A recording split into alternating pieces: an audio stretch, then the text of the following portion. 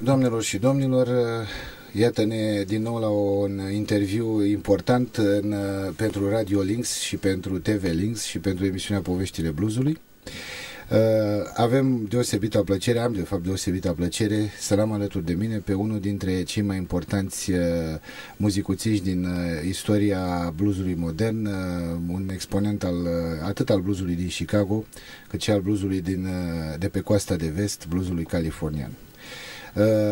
Este vorba de nimeni altul decât Rick Estrin, liderul trupei RICK ESTRIN THE NIGHTCATS, despre care v-am povestit și al cărui album Twisted l-am prezentat cu ceva timp în urmă în premieră absolută în România la Radio Links.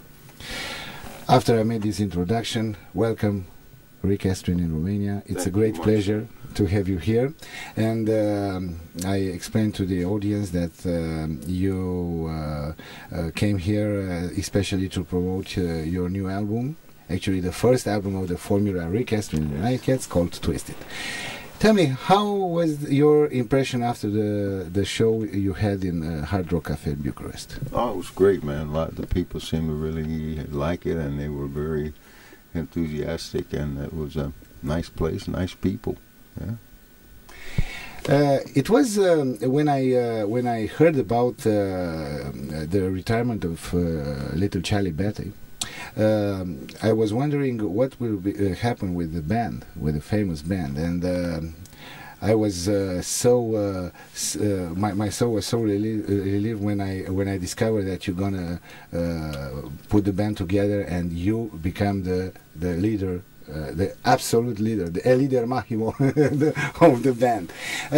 It was a natural process to take over to the band, and it was very easily for you to get a record deal with Alligator. Well, Bruce had to come see the band first, you know, before he would commit to making a record, but he was a big help even before he committed to making a record. He was a big help in the transition from little Charlie to me, and he's just been a big help to me and all of that. And he came, saw the band, loved the band, and said, okay, we'll make a record. So that's what happened. And I didn't know what was going to happen either, man. You know, but Jay Hansen, the drummer, and Lorenzo Farrell, the bass player and keyboard player, they wanted to keep going, and I wanted to keep going. We just had to find the right guy to play guitar, you know. It was hard for Kid Anderson to fill the shoes of little Charlie.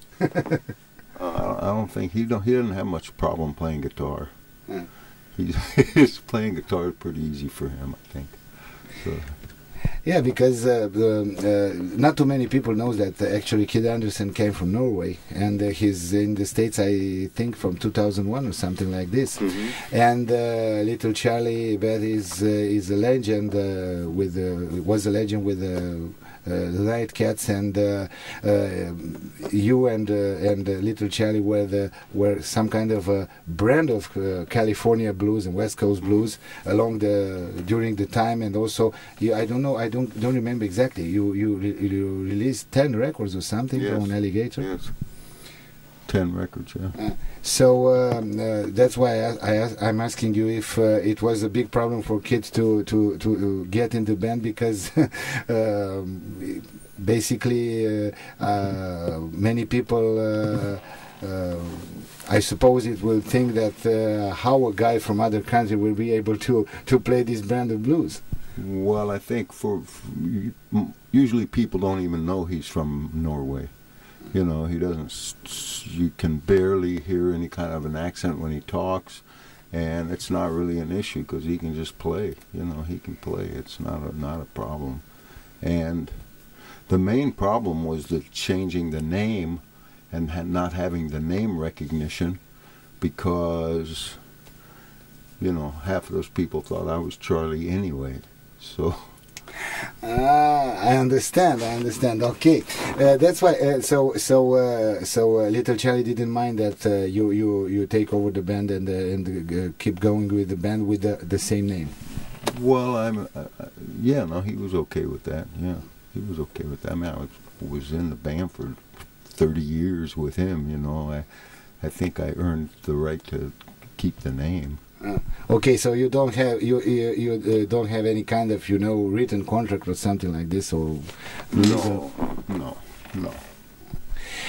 Okay, the new album, Twisted. Why Twisted and not other name? Your first album was Disturbing the Peace or something, All the Way Crazy. All the Way Crazy. Yeah. Disturbing the Peace, The Big Break, Night Vision, The Shadow of the Blues, and why Twisted? It's good, easy to remember, short, and I'm a little bit, you know me, I'm a little, I'm a little different. So Twisted was a good name. Or maybe it's your ability to twist the words and yeah, something like that. For you right now, the focus of the future sound of the band, it will be more on the harmonica, or will be the same you did? It's just a little different, I think, with with the way the band is now. We're doing some different kind of grooves and things that we didn't do with Little Charlie. Little Charlie's focus was more jazz, and we're not doing as much of that type of stuff. And so we're doing a little more,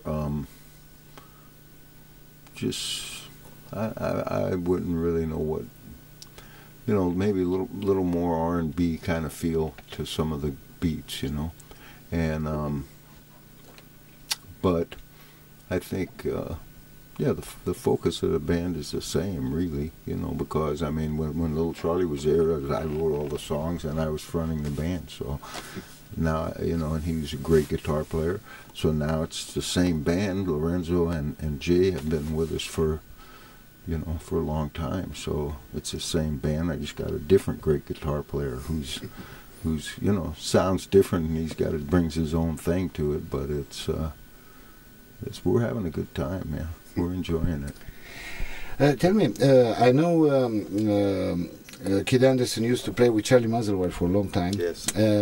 Few years before you joined you. And how was the transition from Charlie? Basically, Kid wants to come to play with you, or was just an opportunity he was looking for a long time to play this in your band? I think it was just serendipity. You know what that is? It was just luck the way it worked out. He had left Charlie anyway, and then he called me up to talk about something completely unrelated, and we started talking, and it just seemed like it was the perfect fit. So that's what we did.